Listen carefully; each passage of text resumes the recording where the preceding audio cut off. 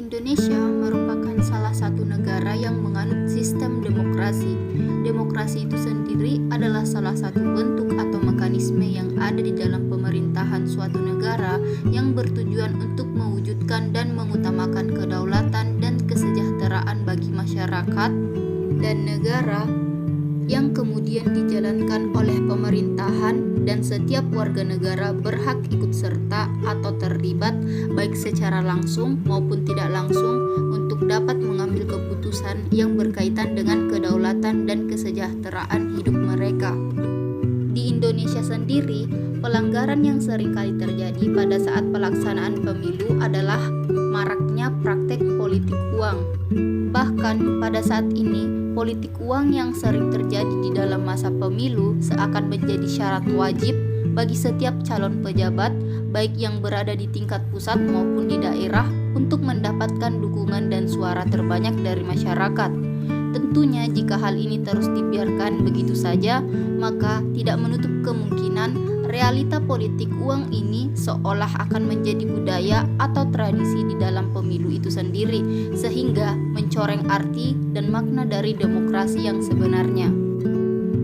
Politik uang adalah suatu bentuk pemberian atau janji menyuap seseorang, baik supaya orang itu tidak menjalankan haknya untuk memilih maupun supaya ia menjalankan haknya dengan cara tertentu pada saat pemilihan umum. Hal ini telah tertuang dalam pasal 73 ayat 3 Undang-Undang Nomor 3 Tahun 1999 yang berbunyi, barang siapa pada waktu diselenggarakannya pemilihan umum menurut undang-undang ini dengan pemberian atau janji menyuap seseorang, baik supaya orang itu tidak menjalankan haknya untuk memilih maupun supaya ia menjalankan haknya dengan cara tertentu, dipidana dengan pidana hukuman penjara paling lama 3 tahun. Pidana itu dikenakan juga kepada pemilih yang menerima suap berupa pemberian atau janji berbuat sesuatu. Dalam pemilihan umum, ketentuan larangan dan sanksi pidana terhadap praktik politik uang dibedakan menjadi 4 kategori peristiwa politik uang berdasarkan waktu kejadian, yaitu peristiwa yang terjadi pada saat pemungutan suara berlangsung, pada saat kampanye, pada saat masa tenang, dan pada hari pemungutan suara.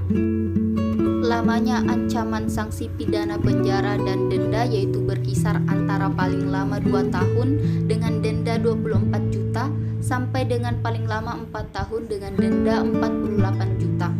Sedangkan pihak yang dijatuhi sanksi pidana penjara dan denda adalah pihak pemberi. Dampak yang ditimbulkan dari politik uang ini merupakan dampak yang terjadi jangka panjang, artinya jika terus dibiarkan maka akan merugikan semua orang. Tidak hanya merugikan masyarakat secara keseluruhan, bahkan dapat merugikan negara dengan adanya berbagai permasalahan baru yang kemungkinan terjadi karena praktek politik uang ini.